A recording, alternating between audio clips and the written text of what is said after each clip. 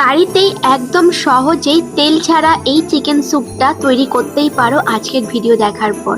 ভীষণ মজার হয় আর তেমনি হেলদি। উইন্টার সিজনে এইরকম একটা চিকেন স্যুপ থাকলে গরম গরম দিনটাই কিন্তু সুন্দর হয়ে ওঠে এই স্যুপের সাথে। চলো শুরু করে দিই। তার জন্য এখানে চিকেনের টুকরো নিয়েছি, মানে হাড়ের অংশগুলো আমি নিয়েছি আর মাংসগুলোকে আলাদা করে নিয়েছি।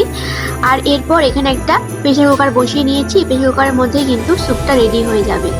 তো এরপর এই যে চিকেনের পিসগুলো ছিল দিয়ে দিলাম, সাথে অল্প পরিমাণ গোলমরিচ গুঁড়ো, স্বাদ মতো লবণ, আর এখানে আদা রসুন আর কাঁচা লঙ্কা পেস্ট দিলাম। ঝালটা তোমাদের পছন্দ মতোই দেবে। সাথে অল্প পরিমাণ সয়া সস দেওয়ার পর সমস্তটাই ভালো করে নাড়িয়ে চাড়িয়ে একটু ফ্রাই করে তেল না দিলেও চিকেন থেকে অল্প তেল বার হবে এবং ওই তেলেই চিকেন এবং মশলা পুরোটাই খুব ভালো করে কষানো হয়ে যাবে। বেশ কিছুক্ষণ এখানে নাড়ানোর চাড়ানোর পর দেখতে পাবে যে মশলার সাথে চিকেনটা ভালো করে কষানো হয়ে গেছে। দেখতেই পাচ্ছ ভাজা ভাজা হয়ে গেছে, একটু অয়েল দেখো বেরিয়েছে মাংস থেকে। এই অবস্থায় আমি 1 গ্লাস জল দিয়ে দিলাম, ভালো করে মিশিয়ে দিচ্ছি। আরো হাফ গ্লাস জল দিয়ে দিলাম। এবার প্রেসার কুকারে ঢাকনাটা লাগিয়ে দিচ্ছি, লাগিয়ে 3-4টে আমি সিটি দিয়ে নেব।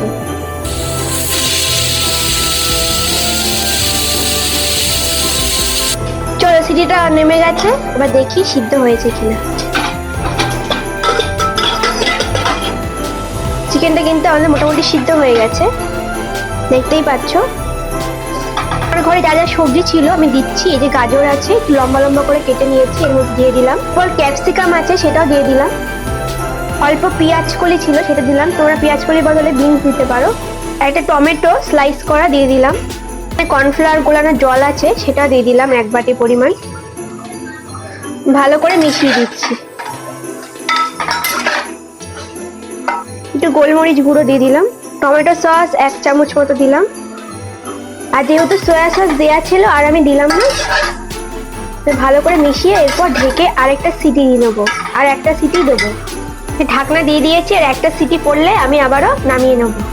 একটা সিটি দেওয়ার পর ওইভাবে ভাপে রেখে দেবে। ভাপ একেবারে কমে গেলে তারপর নামিয়ে নিয়ে রেডি হয়ে যাবে এই দারুণ স্বাদের চিকেন স্যুপ। দেখতেই পাচ্ছ চিকেন সবজি সমস্তটাই সিদ্ধ হয়ে গেছে আর সুন্দর স্যুপের টেস্ট চলে এসেছে। যদি তোমরা সবজি কম দিতে চাও অবশ্যই কম দিতে পারো। বেশ আমার সবজি দিলে বেশ টেস্টটা বেশি লাগে। নামানোর আগে একটু ধনেপাতা দিয়ে আর একটু ফুটিয়ে নিলে রেডি হয়ে যাবে এই দারুণ স্বাদের চিকেন ভেজিটেবল স্যুপ বা চিকেন স্যুপ যা খুশি বলতে পারো।